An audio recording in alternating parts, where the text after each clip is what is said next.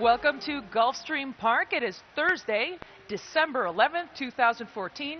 Christina Bossanakis here, Ron Nicoletti, and another lovely day here in southern Florida. And I'm starting to get spoiled. I'm not going to want to leave. Yeah, this is a fantastic day here. We got a fast main track firm turf course. We got the Rainbow Six. It's starting to get bigger and bigger. It's up to $33,000, Yep.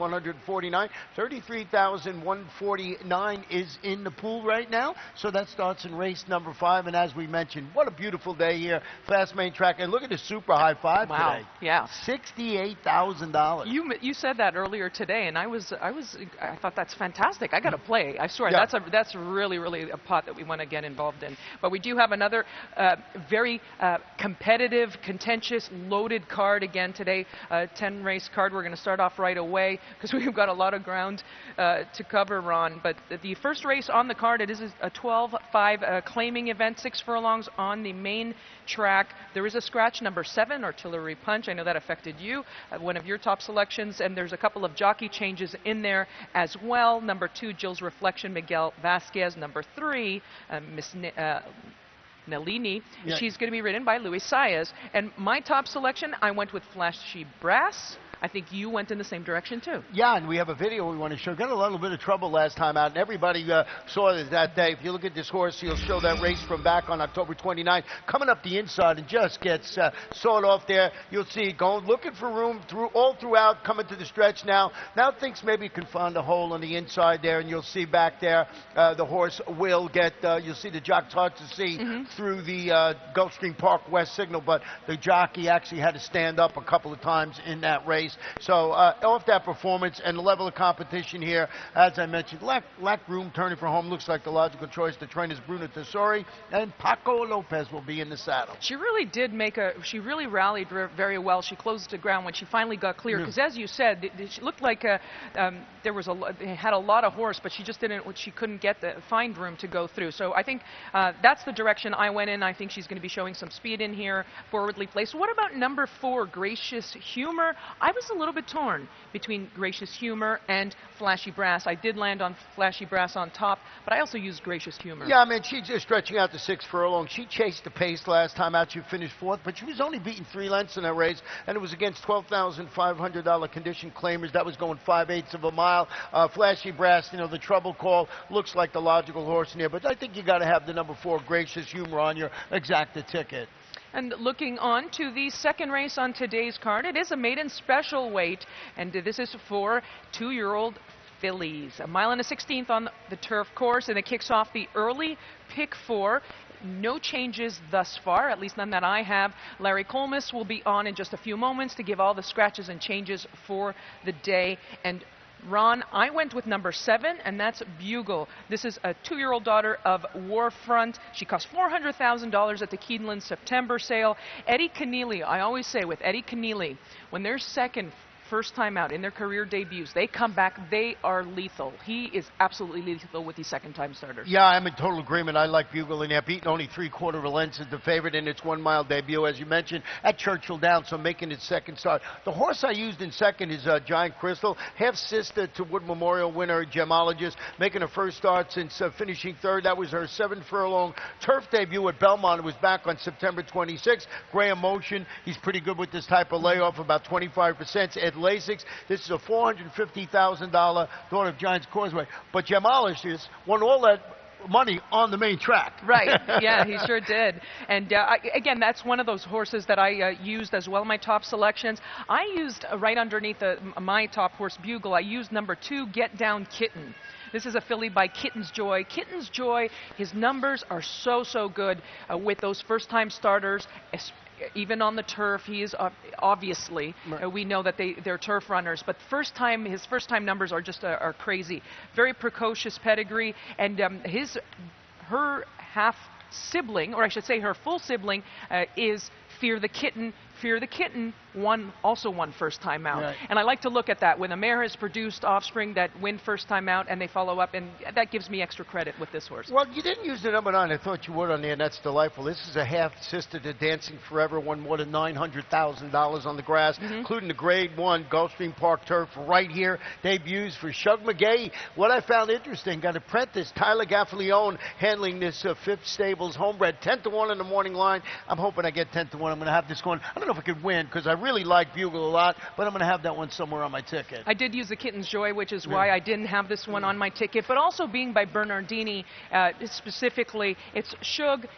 He's pretty good with his first-time starters. I know that he's not really known. He doesn't have them cranked up for that first start. Mile and a 16th. Bernardini's, you expect them to get better as they get longer. So I'm thinking this one's going to need one. Maybe going to finish underneath, in the top 3. However, I'm thinking that this one might need one. However, her dam was very, very precocious, Dancing in My Dreams. She won first time out, and she won the matron at 2. So we do know that she's got some pedigree. She certainly has a lot of pedigree there.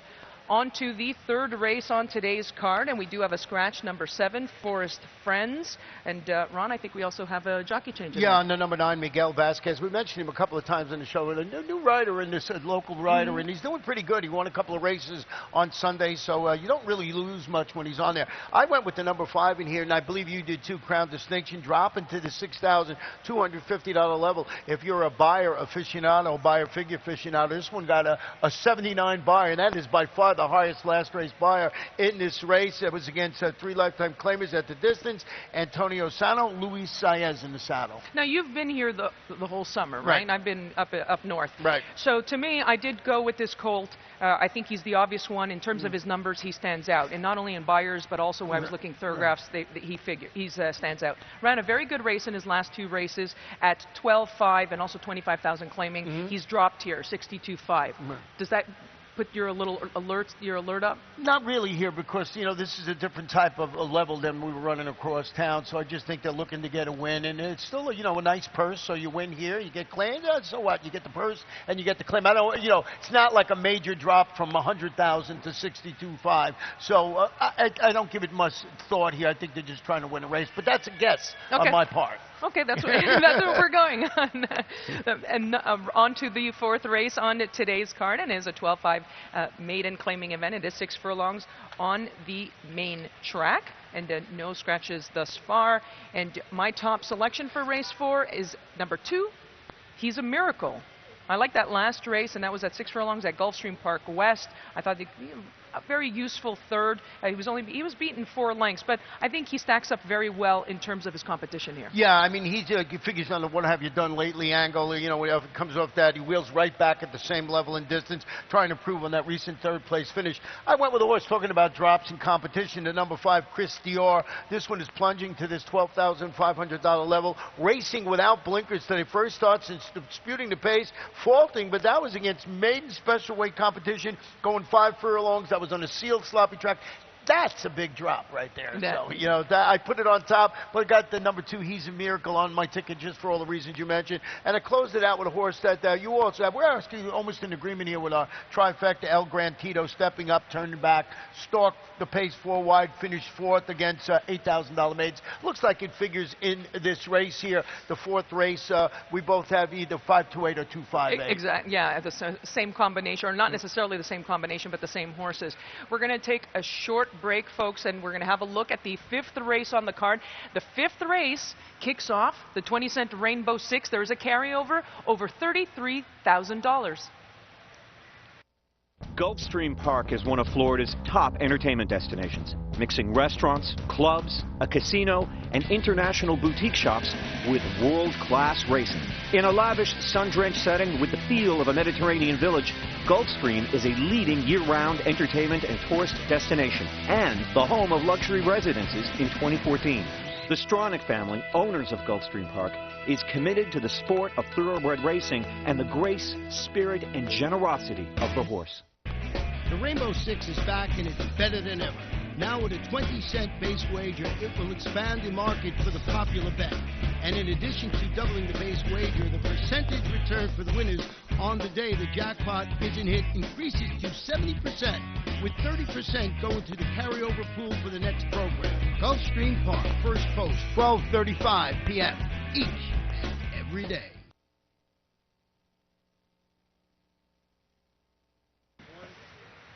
Welcome back to Gulfstream. We're going to have a look at the 5th race on today's card, which kicks off the 20-cent Rainbow 6. There is a carryover over $33,000, and scratch number 6. It is a 6-furlong event on the main track, a 25,000 maiden claimer, and it is for 2-year-olds. And Ron, here's another race. Again, loaded, loaded, loaded. You know, there's so many ways to go. I landed on number 9, and that's just for fun. And a second last time out, I think he's going to have, he has some early turn of foot. Javier Castellano climbs aboard. And again, I think that in terms of my criteria, everything together, I think that this is going to be the horse to beat. I like his numbers last time out, his speed figures in his latest start, and I think he fits. Well, I used a 12-to-1 shot on top, 10-to-1 shot on top, I believe it is. Caramello, drop it to the $25,000 level. Tracked the pace last time out, faded to get beat 8 lengths, but it was by a much-the-best winner called Drama King. It was a $50,000 maiden race at the distance. Antonio Sano, Luis Saez. I just think this horse could be an inside speed factor in here. Caramello going to get a little bit of a price in there. Got number 9 just for fun on the ticket, and I also used the number 11 off duty, who I think you got to put on your Rainbow 6 ticket. This one's going to depart from the outside post. Broke mid-pack last time out, dueled throughout, got the lead, and then, you know, got caught late when beating only 3/4 of the length. Eddie Pleaser, Paco Lopez, you got to have them somewhere on your ticket. Also want to remind folks, this weekend, Saturday and Sunday, we'll have a $100,000 guarantee in the late pick 4, and if the pick 5 and pick 6 are not over $50,000, there'll be $50,000 guarantees in that this weekend. So I just want to put that out, and a good time to do it at the start of the Rainbow 6. A lot to look forward to this weekend. We also have a slew of graded stakes on Saturday's card: the Harlan's Holiday, the South Beach, the El Prado, the Sugar Swirl. We're loaded on Saturday. But you mentioned off duty. I saw this colt, or this gelding, at Monmouth Park earlier in the summer. If you look at who he was beaten in the first time out, Stanford, that's from the Todd Fletcher barn. Very impressive horse. Hasn't really been seen since. However, very impressive. He's been racing in some nice horses in New Jersey, so some decent horses. So one of them, as you said, that should be thrown on your ticket. I also use number 2, Get Creative. Rockhampton doesn't have very big foal crops. He is a Florida stallion. Kirk Zadie trains this one, so some nice works on this one. Yeah, and you can see the board, our selections there. So we're sort of telling you got to go a little deep in this first leg of the Rainbow 6, because we're not in total agreement here. There's no one that jumps off the page at you. So the first leg of the Rainbow 6, you might want to go a little deep. Maybe you could single something a little later on. And I love the baby races, and usually I zero in on a few horses, but these ones are pretty tough. They're really good betting races, so something you want to get involved in. On to the 6th race on today's card, which kicks off the pick 5, and it is 5 furlongs on the turf, and 20,000 claiming event. And we do have my top selection in race 6, number 7, Trio of Mischief, and coming into both the connections, Marcos Fernandez and Abdel Hain. He is. They hit at a 30% strike rate, so very productive connections. And I think this filly, she's coming in at the right. I went with the number 5 in here, Hot Cotton, and this 6th race is also where the pick 5 kicks off, a 50-cent wager. This one, Hot Cotton, a 4-time winner, stepping up the competition, trying to keep her record at 5 furlongs on the turf, unblemished. 2 previous races, 2 wins, going 5 furlongs on the grass. The trainer's Bernardo Lopez, and he's got Carlos Olivero atop this 3-year-old daughter of High Cotton. And I had a lot of fun with this horse over at Gulfstream Park West. Everybody swore it wasn't going to translate its form to the turf. I had it that day, and my guest on the show with me, Pete Aiello, the track announcer, said no way can Hot Cotton win on the turf, and it did. So it was just a lot of fun. So I'm going back to Hot Cotton again. Well, I know we both of us use number 11, our lovely Lindsay, and this is a 3-year-old daughter of Spring at Last. actually her debut on the turf, that was also a pretty good one as well. Yeah, she's making that, responding to that surface where she was really good second in that race. It was against $25,000 two lifetime claimants, Kirk Zadie. How about this? 40%. He's 40% with everything, actually, with the 31 to 60-day freshening, and he's good with his turf sprinters, 25%, but his numbers are always good.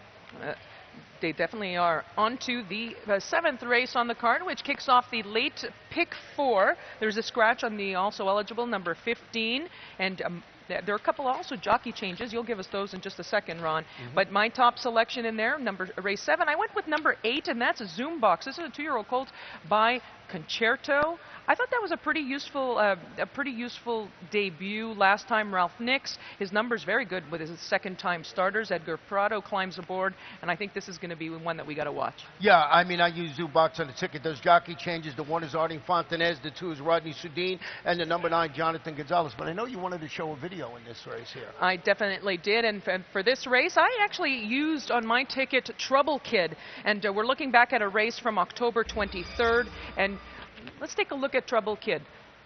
There were some issues in the stretch, Ron, and I think that this horse, he's a 2-year-old colt by Harlan's Holiday, and he showed speed. He was in the mix until very late, and we see him have some problems. He gets essentially cut off, and he drops back. But I think that he's going to run a much better race here today. He did finish 5th that day.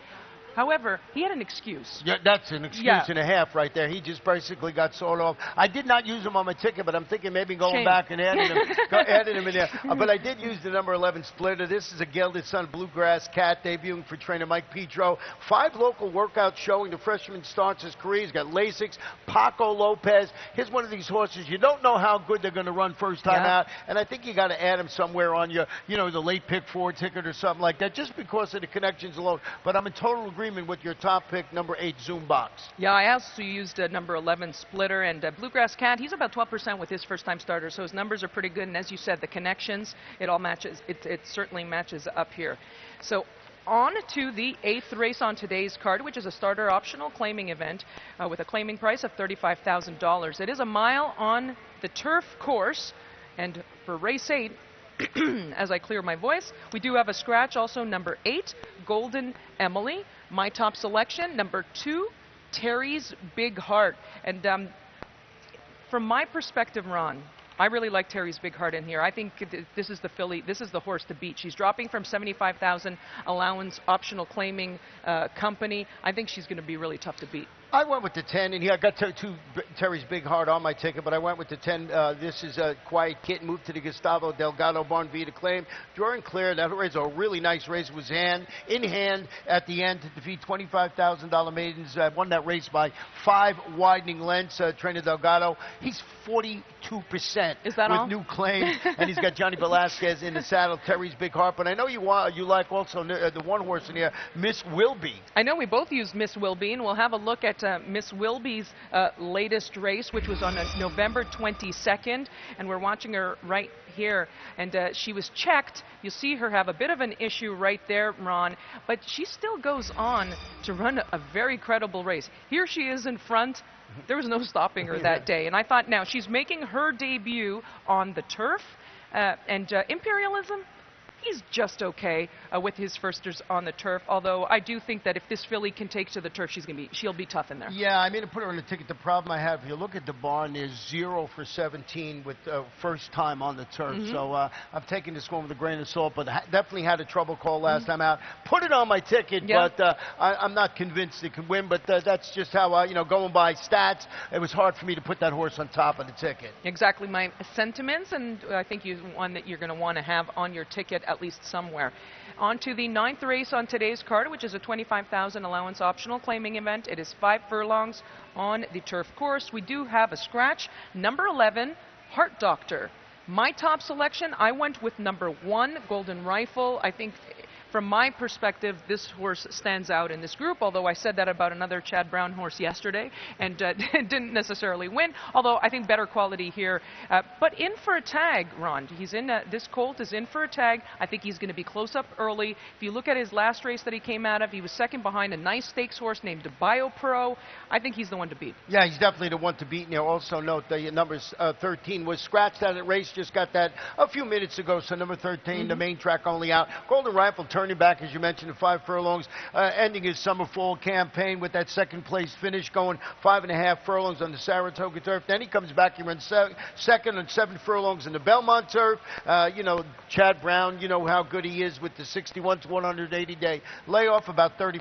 Javier Castellano, so I agree. The one to beat. The horse that's going to be a price in here is the number 10, Trev. I don't know if you use this horse or Trev Bay. However, I think it's Trev. Should have the proverbial screws tightened today after returning from a 2.5-month layoff to press to the issue, flatten out in the lane and finish fourth.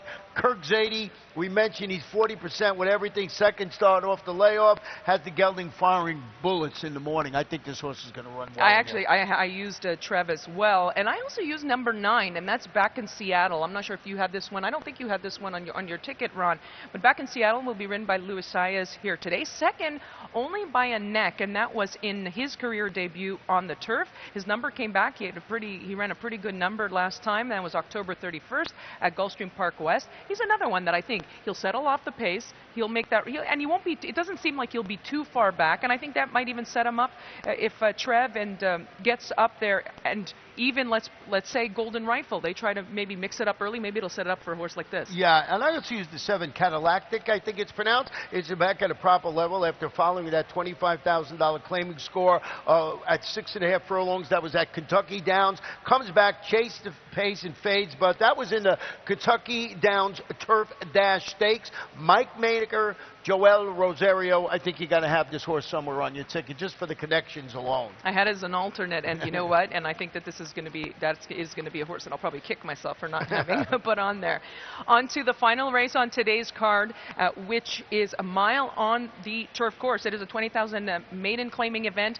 That race, there's the Super High Five. It's the $1 Super High Five, and there's a carryover over $68,000. You're playing, right? Oh, there's no way I'm not playing that. But and then we also do have a jockey change, number 5, and it's going to be Miguel Vasquez. And the 13 and 14 are now out of the race. That was another late one we just got. And both you and I went in the same direction. We went with number 8, Asta, and this is a 3-year-old daughter of Northern Fleet from the Todd Pletcher barn. Todd Pletcher, Javier Castellano. That's a legendary combination. But Ron, take a look at that last race. She was 4th. She was beaten 4 lengths. She was 5-2 that day, but she didn't have the greatest of starts. No, you see when she comes out of the break here, we're going to go back and show you. She almost went to her nose right here. You'll see her coming out of the gate, and, you know, so she went down. I mean, it wasn't the worst, stumble in the world, but still, set her back, and you can watch now, just over there, you'll see the horses came over to her,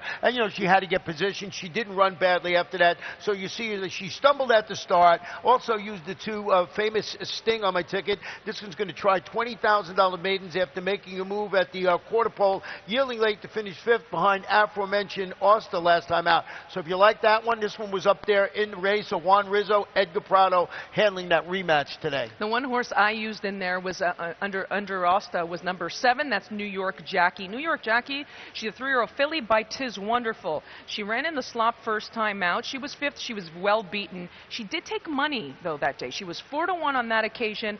Tis Wonderful. His numbers are great with his turf runners and his first-time turf runners. I'm hoping this one's going to show a little bit of speed here this time.